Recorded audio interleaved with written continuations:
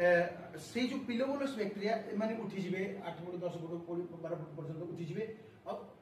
जो वायुमंडल रे जो क्षतिकारक विषाक्त जीवाणु विषाणु सब रही से सब खाई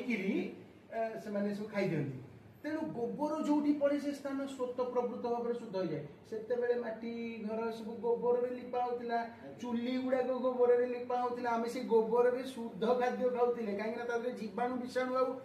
सहजरे प्रवेश करें से खाद्य पात्र भितर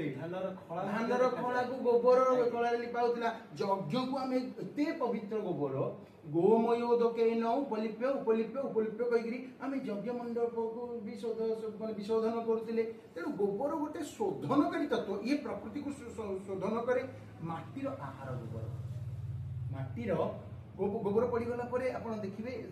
जगटा से जगटा कणा कणा हुए तार माटी गोबर खाए माटीर आहार